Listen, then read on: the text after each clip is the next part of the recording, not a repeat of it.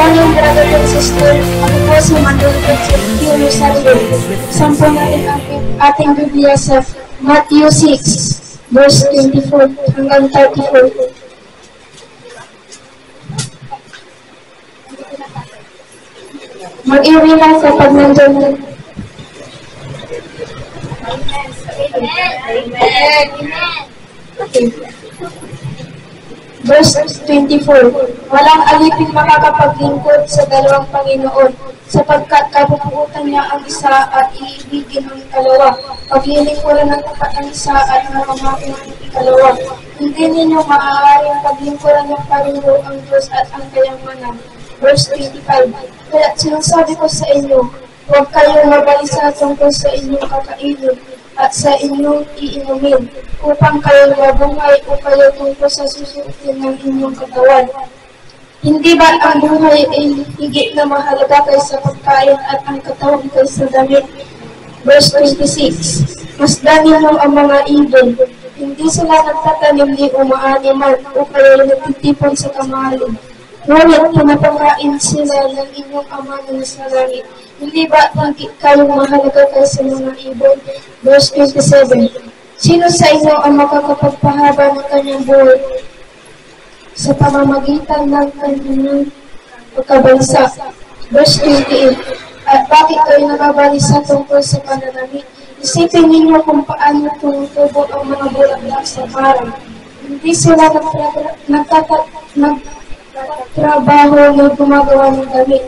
Verse 29, ngunit sinasabi ko sa inyo, kahit si Solomon sa kanyang karangyaan ay hindi nakapagdamit ng siniganda ng isa sa mga bulaklak na ito. Verse 30, kaya huwag kayong mag-alala na baka kayong kapusin sa pagkain, inumin o damit. Verse 32, hindi ba ang mga hintil ang nababahala tungkol sa mga bagay na ito? Alam ng inyong ama na nasa langit na kailangan ninyo ang lahat ng ito.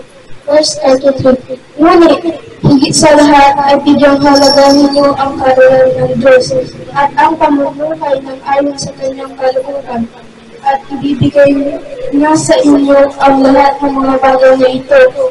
Verse 34, kaya nga huwag ninyong alalahanin ang bukas sapagkat ang bukas ang mag-aalala sa sarili niya. Sapat na ang inyong mga suliranin sa bawat araw. Hindi po natin pwedeng paglingkuran ng parang ang Diyos at ang kayamanan, sapagkat ang kayamanan ay mula sa mundo. Mapabasa ko natin sa Matthew 4, verse 8 to 9, na si Satan, sinabi niya kay Lord na kung ibibigay ko sa iyo ang lahat ng mga kayamanan ito at ari-ari ang sambahin mo lang ako. Pero sinabi niya kagad Jesus na, umalis ka dito, Satanas, ang tanging Diyos ng ang Diyos sa sambahin. Madalas po ang mga mag-asawa, nag-away po sila dahil sa mga pira, ganun po, nag-away po sila. Kasi distraction po ang pira, sa mga kaya nag-away ang mga mag-asawa. Makalit si Patla po ay tinalikuran po ang kayamanan at sumunod po siya sa kalooban ng Diyos. Sapagkat hindi lang nagpupulang tao sa pagkain, inumin, kundi sa bawat salita na nagmumula sa salita ng Diyos. Amen. Brothers and sisters, ako nga po pala si Jessa May S. Rosario. Pwede po natin buksan ang ating Biblia sa Matthew chapter 6, verse 5 to 18. Mag-amen po tayo kung andyan na.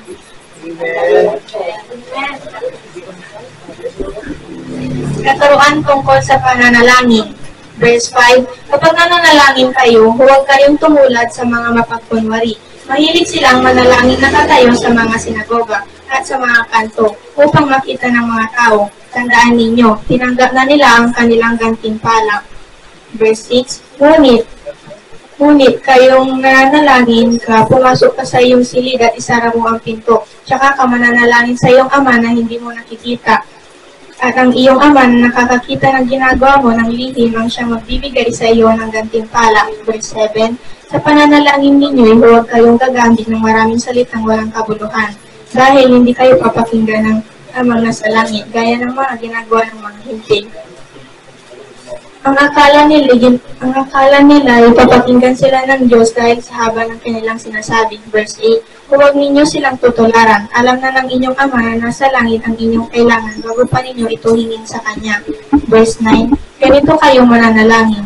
Ama naming nasa langit, sambahin nawa ang iyong pangalan. Verse 10, dumating nawa ang iyong kaharian. Masunod nawa ang iyong kalooban dito sa lupa tulad ng sa langit. Verse 11, bigyan mo kami ng aming pagkain sa araw-araw. Verse 12, at patawarin mo kami sa aming mga nagawang kasalanan, tulad ng pagpapatawad namin sa mga nagkakasala sa amin. Verse 13, at huwag mo kaming hayaang matukso, kundi iligtas mo kami sa masama. Sapagkat sa iyo ang kaharian, ang kaluwalhatian, at magpakailanman. Amen. Verse 14, sapagkat kung pinapatawad ninyo ang mga nagkakasala sa inyo,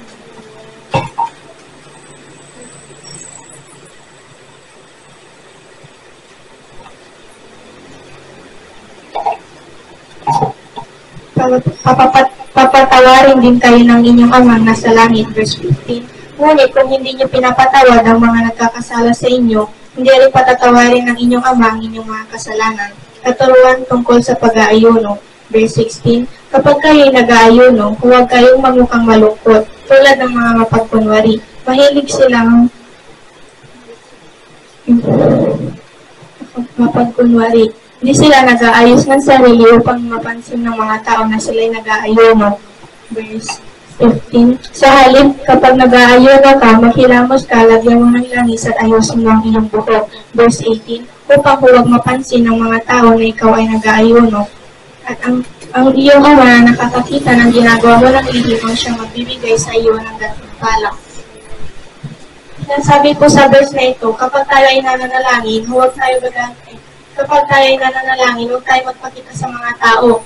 Kasi po ang pananalangin ay pakikipag-usap sa Diyos at hindi po sa mga tao.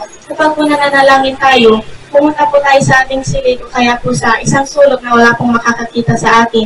Saka po tayo mananalangin sa ating Ama na hindi po natin nakikita. Ngunit nakikita po tayo ng ating Ama. Ganon din po, pag tayo ay nananalangin, huwag tayo gagamit ng maraming salitang walang kabuluhan. Maraming na pong ating sinasabi, ngunit wala namang pong kabuluhan. At alam na po ng ating Ama ang ating kailangan bago pa po natin ito hingin sa Kanya. Katuruan po tungkol po sa pag-aayuno. Kapag tayo po ay nag-aayuno o fasting, huwag tayong magmukhang malungkot, kundi po tayo ay maghilamos, lagyan po natin ng langis at ayusin po natin ating buhok upang ang mga tao hindi po tayo mapansin na tayo nag-aayuno. Ganoon din po na kapag tayo ay nag-aayuno, huwag tayo magmukhang malungkot, tayo ay mananalangin lagi para hindi tayo manghina, tsaka lagi po tayong nakangiti sa mga tao upang hindi po tayo mapansin na tayo nag-aayuno. At alam na po na din ng ating Ama na tayo ay ginagawa, at siya pong nakakikita ng ginagawa natin ng lihim at siya pong magbibigay sa atin ng gantimpala. Sabi nga po sa Matthew chapter 6 verse 14, sapagkat kung pinapatawad ninyo ang mga nagkakasala sa inyo, patatawarin din kayo ng inyong Ama na sa langit. Sabi nga po, kapag tayo ay marunong magpatawad ng ating kapwa, tayo rin po ay patatawarin ng ating Amang nasa langit. Ngunit kung hindi po tayo marunong magpatawad, hindi rin po tayo patatawarin. Kaya po tayong lahat ay marunong magpatawad ng ating kapwa. Kasi po kung hindi po tayo marunong magpatawad, hindi rin po tayo patatawarin ng ating Ama. Ibigay po natin ang papuri at pasasalamat sa ating Ama.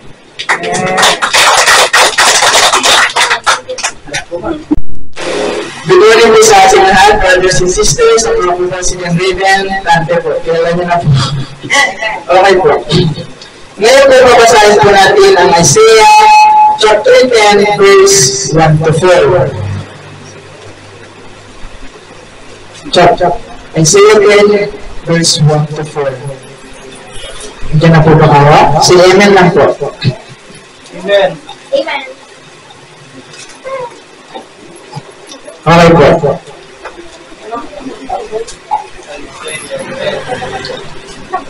Ipapaliwanag po muna yung background po nito kasi po parang putol po siya. Ay, po.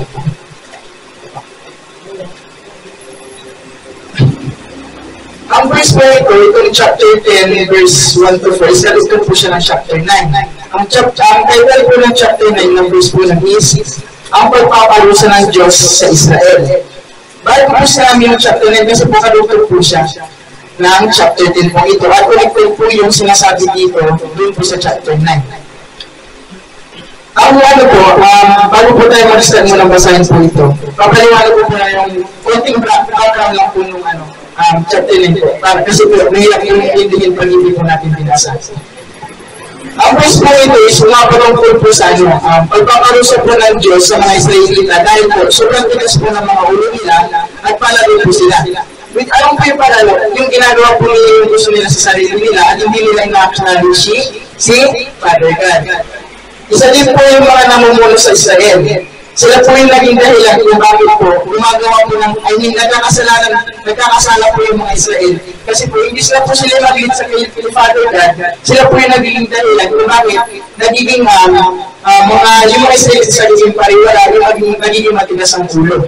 Kaya po pinanggit po siya dito sa chapter po ito sa verse 1 to 4. I mean sa chapter 10, verse 1 to 4. Itong chapter po ito, hinati na po siya sa dalawa. Unang title po niya is, huwag po natin ipagkain ang pangangailangan ng iba.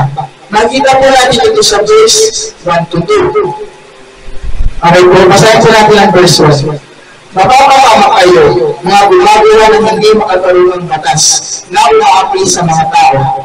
Verse 2, upang pagkalitan ng katarungan ng mga nangangailangan, upang alisan ang karapatan ng nahihirap, at upang pagsamantalahan ang mga byuda at ulila.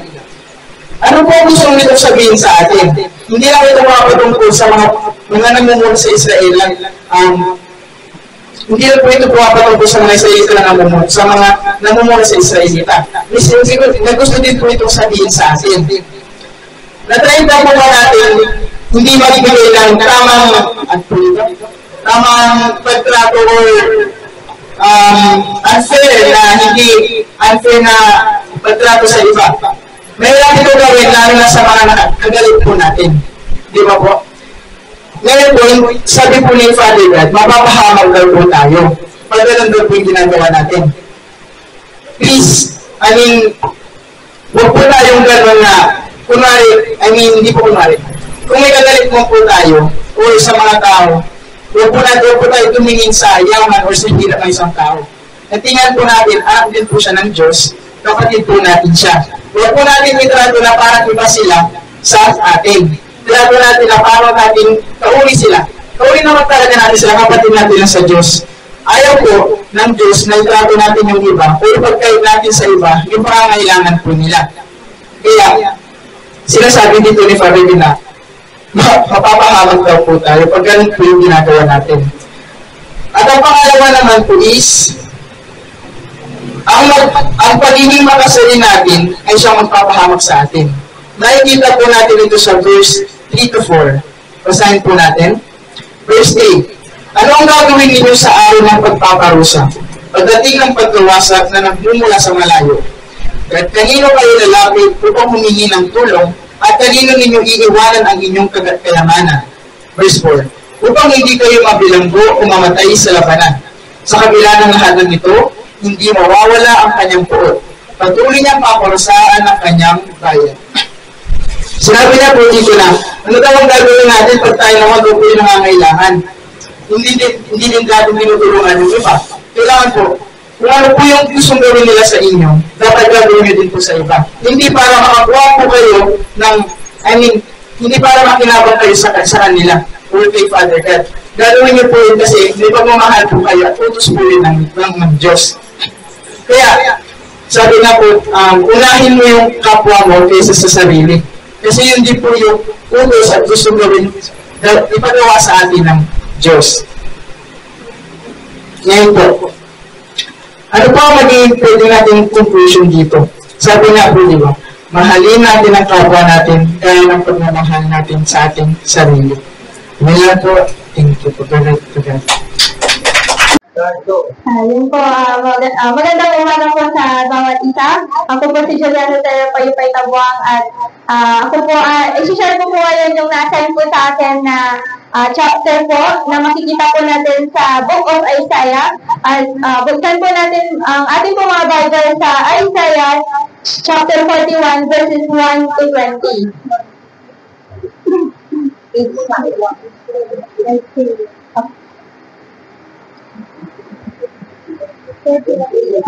Chapter 41.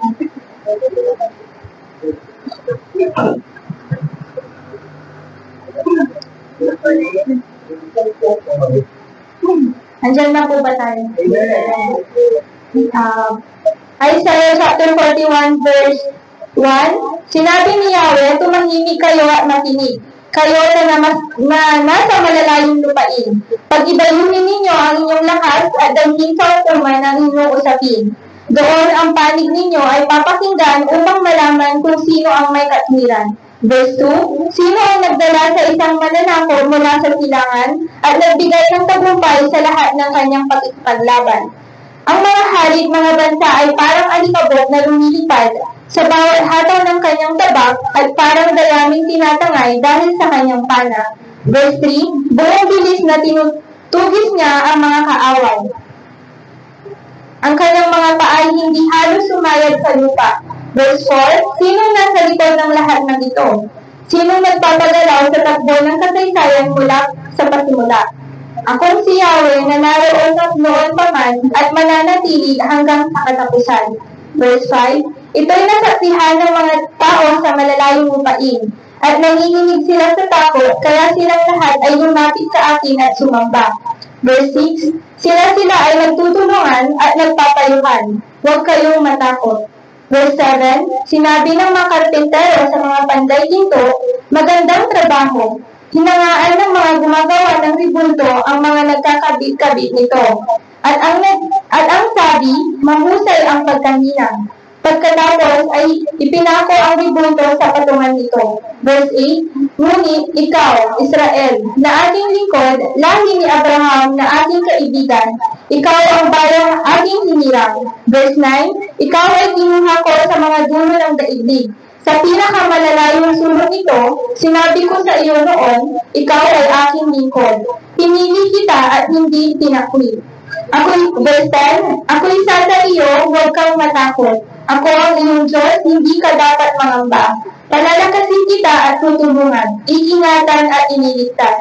Verse 11, lahat ng may galit sa iyo ay mapapahiya. At mamamatay ang sino mang lumaban sa iyo. Verse 12, hahanapin mo sila ngunit hindi makikita. Mawawala na sila ng lubusan dito sa lupa. Verse 13, ako si Yahweh na inyong Diyos ang magpapalakas sa inyo. Ako ang nagsasabi, huwag kayong matakot at tutulungan ko kayo. Verse 14, sinabi pa ni Yahweh, Israel, mahina ka man at maliit, huwag kang matakot, sapagkat tutulungan kita. Ako ang inyong tagapagligtas, ang banal na Diyos ng Israel. 15, gagawin kitang tulad ng pag-iik na may bago at matagaling na ngipin. Iyong gigiitin ang mga bundok at burol at dudurugin hanggang maging alabo. 16, ihahagis mo sila at tatangayin ng hangin. Pagdating ng bagyo ay makakalasin. Magdiriwang kayo sa pangalan ni Yahweh at pararangalan ang banal na Diyos ng Israel. 17, kapag inabot ng matinding uhaw ang aking bayan na halos matuyo ang kanilang lalamunan, ako si Yahweh ang gagawa ng paraan. Ako ang Diyos ng Israel ay hindi magpapabaya. 18, magkakaroon ng ilog sa tigang na buhol, aagos ang masaganang tubig sa mga libis, gagawin kong lawa ang disyerto, may mga batis na nagubal sa tuyong lupain. 19, ang mga disyerto'y pupunuin ko ng akasya, cedar, kahoy na oliver at saka ng mirto, kahoy na sipres, alerces at dino.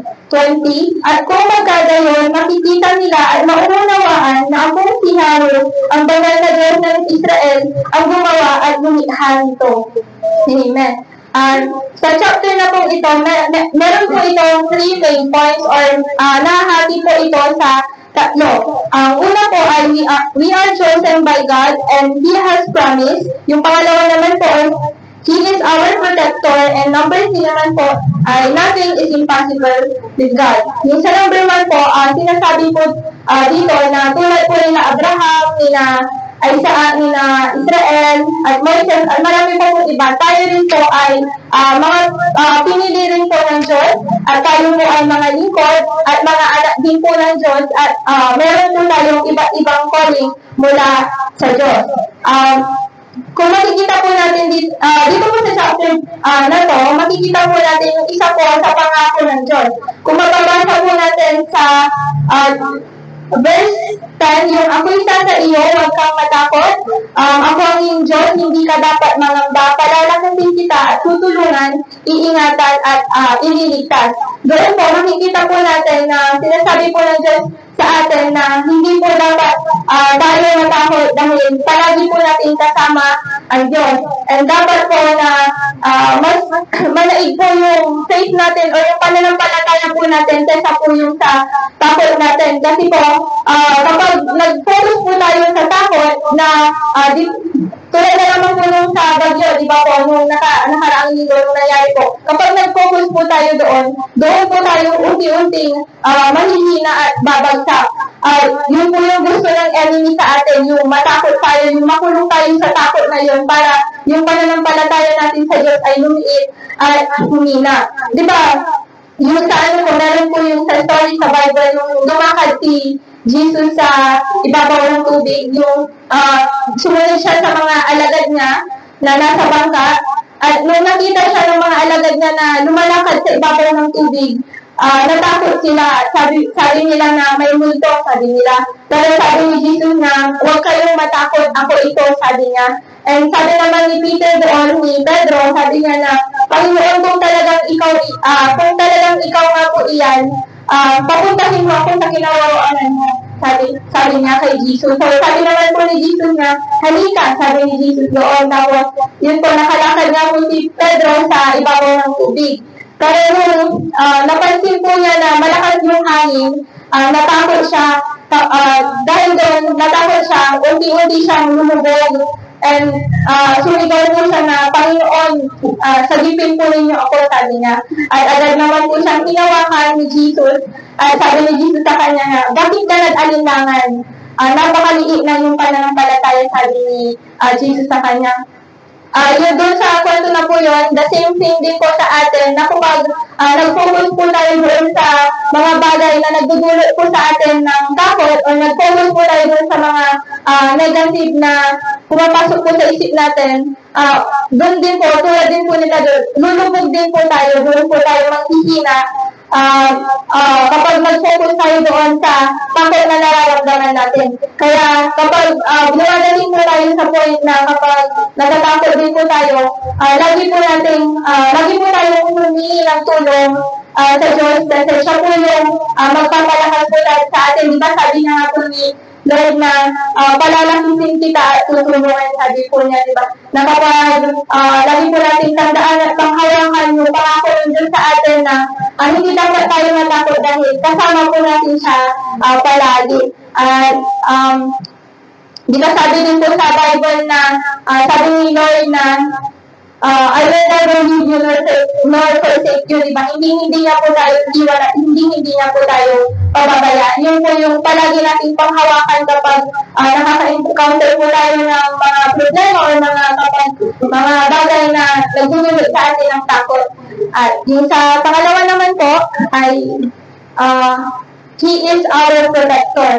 Makikita po natin yun sa verse 11 to 14. Makikita po natin doon at sinasabi po dito na kapag may mga tao po na may galit sa atin, hindi po natin kailangan na magalit din po sa kanila at hindi po natin kailangan na gulante kasi po alam ni Lord yun, si Lord po yung nakakaalam po ni Lord kung ano po yung iniisip ng mga taong yun na kapag mayroon po mga nagagalit sa atin ng mga tao, lagi po natin isipin na huwag po tayong titingin doon sa tao, kundi doon po sa spirit po na nasa kanila yung nagagalit po sa atin.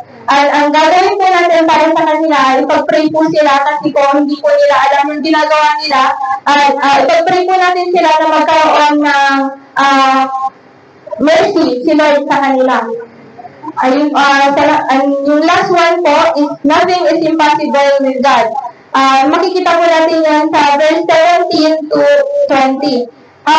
Pinapakita po dito, di ba, alam naman po natin sa desierto, di ba po, wala pong tubig doon, wala pong mga puno o mga halaman.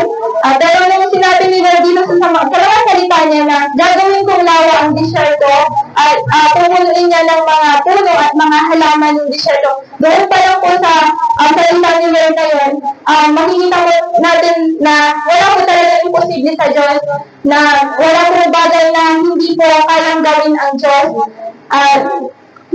Even yung pinaka-imposibleng bagay na akala natin hindi na yung pinaka-imposibleng bagay para sa ating mga tao ay posible po sa Diyos. Wala po talaga imposible sa Diyos. Kailangan po nating maniwala, magtiwala at manampalataya lamang po sa Diyos. Yun po, amen po. And sa Diyos lamang po ang pinakamataas na papuri. Pagsamba. Good morning, brother and sister. Ako po si Princess Jen Altante.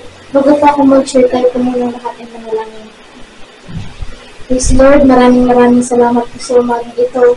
Gabayan mo po ako sa aking pagbabahagi. Ikaw po ang magsalita sa pamamagitan po na may maintindihan po nila ang aking ibabahagi ngayong araw. In Jesus' name, amen. Pwede po ba natin buksan ang ating Biblia sa Matthew chapter 6 verse 1 to 12? Matthew chapter 6, verse 1 to 12.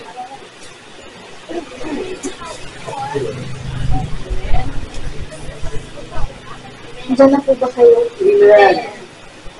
Matthew chapter 6, verse 1 to 4, katuruan tungkol sa paglilimos. Verse 1, pag-ingatan ninyong hindi pakitang tao ang pagtupad ninyo sa inyong mga tungkulin sa Diyos. Kapag ganyan ang ginawa ninyo, wala kayong matatamong gantimpala sa inyong Ama na nasa langit. Verse 2, kaya nga, kapag nagbibigay ka ng limos, huwag mo nang ipag-ingay pa gaya ng ginagawa ng mga mapagkunwari sa mga sinagoga at sa mga lansangan upang sila'y purihin ng mga tao.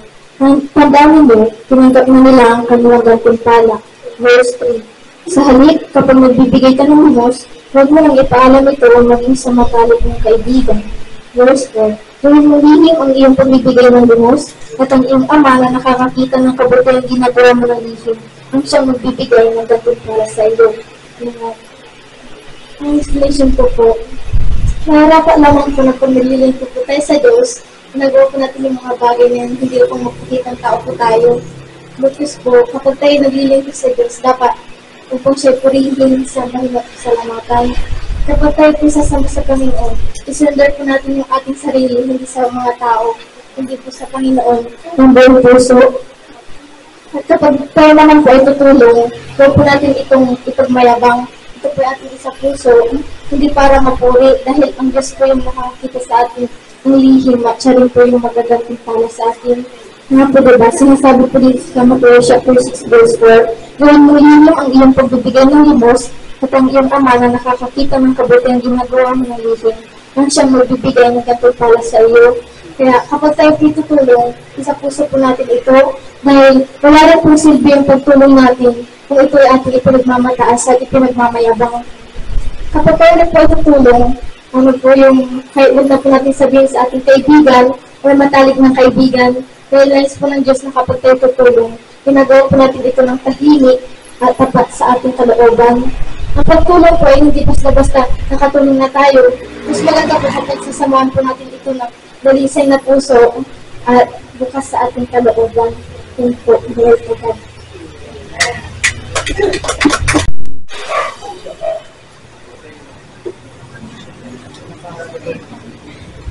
Tanahin po muna natin mag-pray. Yes, Lord, hallelujah, Father God, Lord Jesus, and the Holy Spirit, Lord. Maraming salamat po, Lord, sa araw na ito, Lord. Nabinigyan niyo po kami ulit, Lord, ng kalakasan, Lord. Pati na rin po ng blessings, Lord. Salamat po, Lord.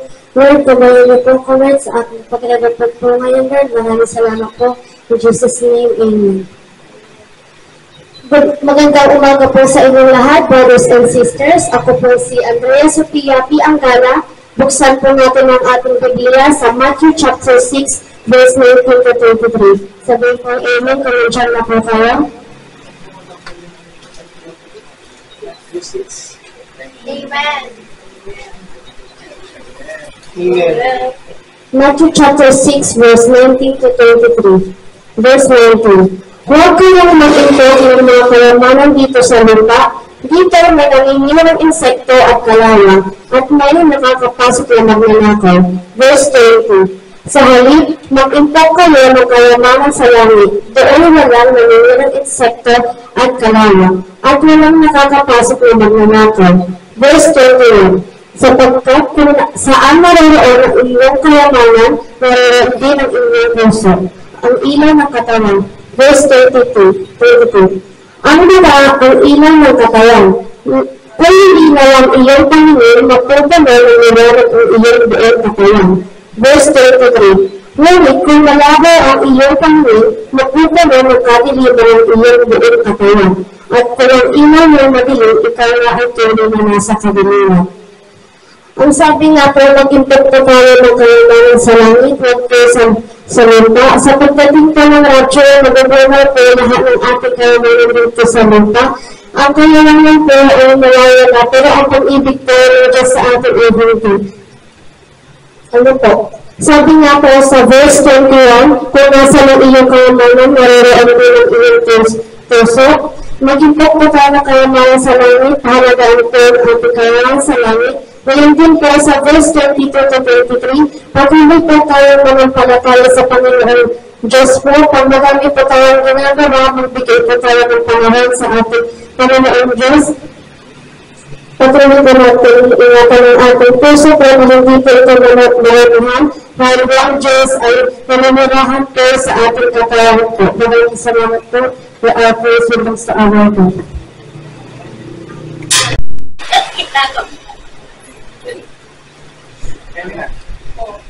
Magandang umaga po sa ating lahat.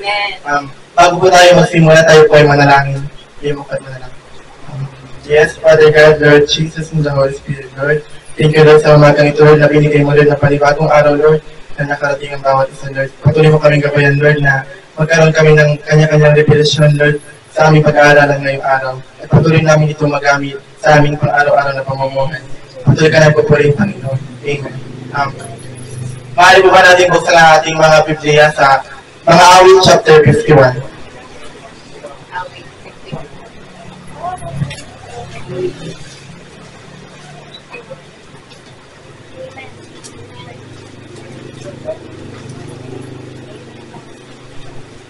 Nandiyan na po ba tayo? Panalangin ng paghingi ng kapatawaran. Verse 1. Ako'y gawaan, o mahal kong Diyos. Sang-ayon sa iyong kagandahang loob, mga pagkakasala ko'y kinikilala, ay ko'y iyong pawiin ayon din sa iyong pag-ibig sa akin. 2.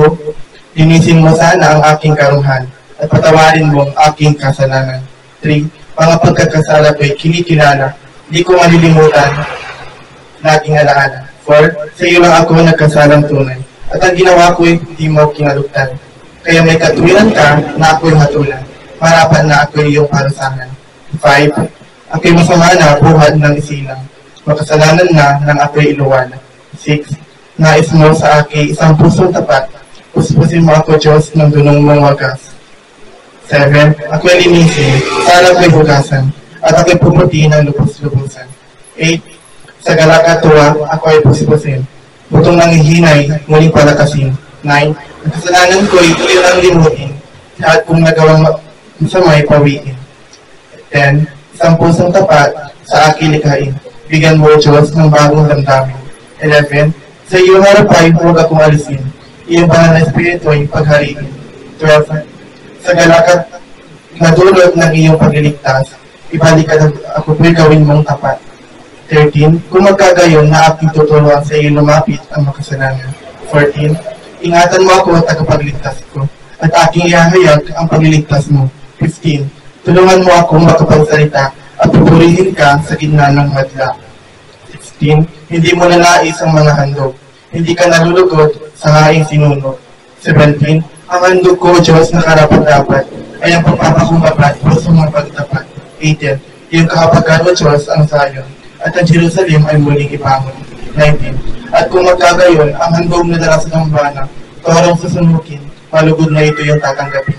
Amen. Itong topic po natin sa araw na to, hinati ko po sa tatlo. Yung una po, humility when praying or pagpapakubaba sa panalangin. Pangalawa naman po ay paghingi ng tawad or pag-repent.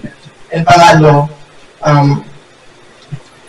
barrel offering or ang totoong handog. Sa una, di ba po pag nananalangin po tayo, kailangan po palagi po tayo nagpapakumbaba. Sinabi po sa verse 1, ako'y kaawaan. Sabi niya ng kaawaan, ibig sabihin po, tayo po'y magpapakumbaba sa Panginoon. Hindi lang po tayo babanggit ng kaawaan, kundi dapat din po tayong yumuko or lumuhod para sa Panginoon. Pero, bakit po ba natin kailangan yumuko pag nananalangin tayo? Dahil una po, ang kaharap po natin ay ang Diyos. Si Lord yung kaharap natin. Siya yung nakakataas, kaya kailangan po natin magpakumbaba sa Kanya. Pangalawa naman po dahil kailangan po natin magpakumbaba sa Panginoon dahil tayo po yung humihingi ng tawad. Hindi naman po yung Panginoon. Sa pangalawa naman po, pag-repent or paghingi ng tawad. Sa araw-araw po, di ba, marami po tayo nagagawang pagkakasala na kahit maliit lang or malaki. For example po, nakapagmura man tayo or nakapagtanim ng galit, tingin po agad tayo ng tawad. Dahil sinabi sa verse 7, ako ay linisin, sa ako'y hugasan, at ako'y puputi na lubos-lubosan. Sabi niya dyan, ako'y puputi. Ibig sabihin po, pag lumapit tayo sa Panginoon, pag humingi tayo ng tawad, tayo ay lilinisin niya, tayo puputi. And pangalawa na po, tawagin po natin ang banal na Espiritu. Sinabi niya po sa verse 11, sa iyong harapan, huwag akong alisin, iyong banal na Espiritu ay paghariin. Ibig sabihin po, sabihin na nananalangin tayo, hindi lang po kailangan na tayo yung hinatawad, kailangan din natin tawagin yung Holy Spirit. For example po, nananalangin tayo, na kayo po tayo, nandito si Lord. Si Holy Spirit po yung tumutulong para ma-reach natin si Lord para makipag-communicate tayo sa Kanya ng harap-harapan. And huli po yung pangalo, barrel offering. Sinabi niya po sa verse 16, hindi mo na nais ang mga handog, hindi ka nalulugod sa aking sinunog. 17, ang handog ko, Diyos, na karapat-dapat, ay ang pagpapakumbaba, puso mapagtapat. Sabi ng Panginoon dyan, hindi niya na nais yung mga handog. Ang barrel offering para sa Kanya ay yung pag-iwas natin sa ating mga kasalanan at pagkilala natin sa ating mga kasalanan. At pagiging humble, pagiging matapat sa Kanya. At in conclusion po, palagi po tayong manalangin at humingi ng tawad sa ating Panginoon. Di ba may mga nababalitaan tayo na maraming namamatay or maraming nababangga? Kailangan po tayo humingi ng tawad, hindi lang araw o gabi. Kailangan sa bawat maisip mo na kailangan mong humingi ng tawad, humingi ka agad ng tawad dahil di po natin alam kung kailan tayo mabubuhay. Yun lamang po. Glory to God. Amen po. Good morning po sa ating lahat. Bago ko po simulan ay maaari po ba tayo po nagmanalangin? Amen. So yes, hallelujah, Father God, Lord Jesus, Lord, napakabuti mo, Lord, salamat, Lord, sa mga tao, Lord, na dahil po, God. Panalangin po, Lord, na buksan mo ang aming mga puso, Lord, at isipan, Lord, na makapasok po, Lord, ang iyong salita, O God. At ang banal mong Espiritu, Lord, ang maguna, Lord, sa bawat isa, O God. Lead me and guide me, Lord, in Jesus' name. Amen. So, simulan na po natin. Ito po ay karugtong na ng kay Shirley, Sister Juliana. So, verse 21. Ay maaari po ba natin buksan ang ating mga Biblia sa Isaiah 41. Verse 21 to 29. Ito po ay karugtong na kay Shirley Juliana.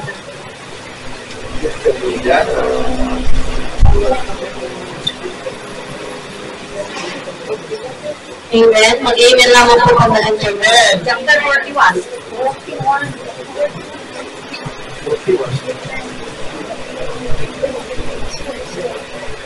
Amen.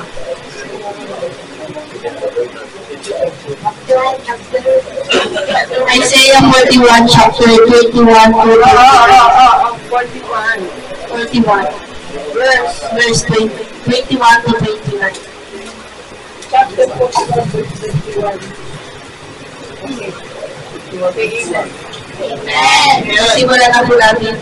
Verse 21, ganito ang sabi ni Yahweh, ang hari ng hukbo. Kayo ay lumapit mga Diyos-Diyosan, ang panig ninyo ay ipaglaban. 22, lumapit kayo at inyong hulaan ang mga mangyayari sa kinabukasan. Ipaliwanag ninyo sa harap ng hukuman upang pagtunan ng aming isipan ang mga pangyayari sa kahapong nagdaan.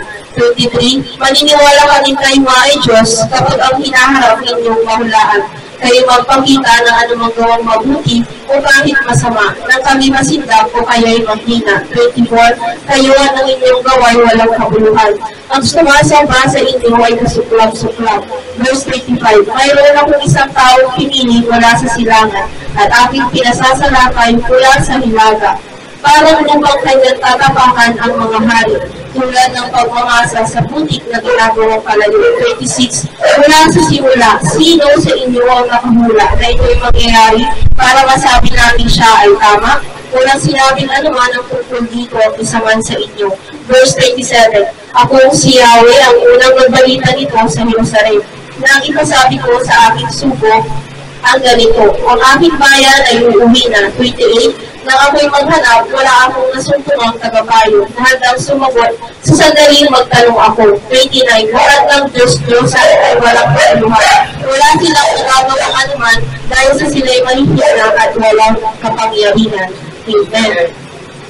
So, ito rin po ay hinati po sa tatlong point. Ang unang point po ay makikita natin sa verse 21 to 24. Ito ay pinamagatan kung He is the God of justice. Dahil kung sa ating mundo ay mayroon po tayong mga hukuman at maraming mga judge. Sa Biblia naman po ay meron tayong nag-iisang judge na kung saan ay pinapakita niya po rito ang paghatol niya sa mga Diyos-Diyosan. So, He is the God of justice. Dahil sa unang verse pa lamang po ay mapapansin natin po paano po magsalita si Yahweh. Si Yahweh po ay si Father God. Kung paano niya po hinahatulan ang mga Diyos-Diyosan. Kung sa verse 21 to 23, sila po ay kanyang tinatanong. Ngunit pagdating sa verse 24 ay sinabi na po ni Yahweh na sila po ay walang kabuluhan. At ang sumasamba sa kanila ay kasuklap-suklap. Bakit po nasabi ni Yahweh yun? Dahil siyempre po, bilang siya ang Diyos na lumikha sa ating lahat, may karapatan lamang po siya na magalit at sabihin sa mga Diyos-Diyosan na kung bakit masigit nga po silang sinasamba kaysa sa Kanya. Kaya tandaan po natin, brothers and sisters, sa verse 9 sa Bible po, unang sinabi na po ni Yahweh that He is a jealous God. Siya po ay Diyos na mapaligpuro at ayaw niya po ng may higit po na sinasamba kaysa sa Kanya. Amen. At ang second point naman po ay sa verse 25 to 27. Ito ay pinamagatan ko, He is the God of Jews, dahil sinabi po sa verse 25 na si Yahweh po ay pumili ng isang tao. Maaari yung tao po ngayon ay isang leader o isang pinuno po na gagamitin niya sa mga hari po na sumasamba sa mga Diyos-Diyosan. Nung pinabasa ko po yung verse na ito, naalala ko yung sa Old Testament, yung kung paano po pinili at itawag ni Yahweh po ang mga propeta, hindi po ba tulad nila Moises, Abraham. At yun din po ang nais ipakita ni Yahweh sa verse na ito na siya lamang po ang Diyos na pumipili at siya lamang po ang Diyos na nakakaalam ng lahat ng bagay. At ang third point naman po ay sa verse 28 to 29, ito ay minamagatan po, He is the Almighty God. Bakit po Almighty God? Dahil kung babalikan natin ang verse 28, sabi niya roon, na ako'y naghanap, wala akong natagpo ang tagapayo na hanggang sumagot sa sandaling magtanong ako. Ibig sabihin po ito is, sinasabi ni Yahweh, bakit kailangan niya po magtanong pa kung lahat naman po ng kasagutan ay nalalaman niya. Amen? Kaya yun po na tinatawag natin ang Diyos na, siya po ang Diyos na sumasagot ng ating mga panalangin. Dahil sa lahat po ng mga panalangin natin sa ating mga buhay, tanging ang Diyos lamang po ang nakasagot sa atin. Amen? At yung last verse po na sinabi niya na, ang mga Diyos-Diyosan po ay walang kabuluhan. Ibig sabihin po ng walang kabuluhan, wala po silang may dudulot na mabuti o halaga sa ating mga buhay. Wala po silang kwenta sa ating mga buhay. Dahil pinatranslate po natin sa English itong Diyos-Diyosan, ito po ay hindi lamang patungkol sa mga imahe po na sinasamba ng mga tao. Ito po ay patungkol sa idols, sa kayamanan po, sa sugal, sa mga bisyo, sa mga laro po na minsan pinaglalaanan na po ng tao kaysa sa Diyos. Amen. At nais po ipakita niya namin sa atin na ang mga Diyos-Diyosang po ito ay hindi po makapagbibigay ng peace and joy sa ating mga buhay. Ang mga Diyos-Diyosan po ito ay hindi po makapagbibigay ng pag-ibig at lalo-lalo po hindi sila makapagbibigay ng buhay. At bago ko po tapusin itong aking i-share, nais ko lamang po ipalimay ulit yung tatlong point na po ito. Una is, here's the God of justice. Tandaan po natin na ang Diyos lamang po ang siyang humahatol sa mga Diyos-Diyosan at siya rin po ang hahatol sa atin.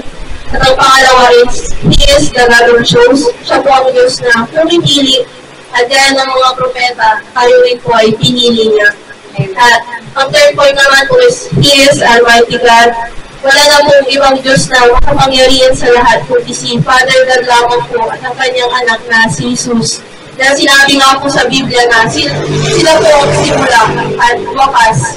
Ibig sabihin po sa simula ay sila na po ang Diyos at hanggang sa wakas ay sila pa rin po ang Diyos. At ang Diyos po ay hindi po nagbabago. Tandaan po natin na kahit hindi po mawala tayo dito sa mundo at magkahiwalay-hiwalay man po tayo, tandaan natin na ang Diyos po ay patuloy na mabuti at hindi po siya nagbabago sa ating buhay. At ang pinaka-conclusion ko po dito is, be faithful to God and His Son, Jesus Christ. Tayo po lahat ay maging faithful sa Diyos. Ibig sabihin po ng faithful ay yung pagiging tapat po sa Kanya. Tulad po sa mag-asawa, hindi po for example, sa lalaki po at sa babae, na syempre po bilang siya ang iyong asawa, dapat siya lamang po ang iyong minamahal at pinag-aalaalan ng atensyon. At ganoon din po sa Panginoon. Focus lang po tayo sa Diyos at kung na po tayo makalingon-lingon pa dahil sa paglingon-lingon po natin minsan ay maraming po mga Diyos-Diyosan sa paligid po na naghihintay po na gustong humila ng ating paniniwala sa Panginoon. At ang panghuli is patuloy natin siyang purihin, spirit and truth. Ibig sabihin po ng spirit and truth is hindi po ito about sa pagalingan ng pagpuri o pag-worship sa Kanya. Hindi po patungkol sa magaling lang kumanta, sumayaw o mag-preach. Ito po ay patungkol kung paano po natin iniaalay at kung paano po tayo nagpapakumbaba sa paanan niya na kahit hindi po natin siya ganun kakilala ay tayo po ay patuloy na nananalangin at nakikipag-connect sa Kanya sa ating mga panalangin. Kaya yun lamang po, patuloy na ang Diyos po ay napakabuti sa lahat, sa ating lahat at hindi po siya nagbabago. Tanging siya lamang po ang Diyos at wala nang iba. Kaya sa Diyos po ang patuloy at pagsamba. Maraming salamat.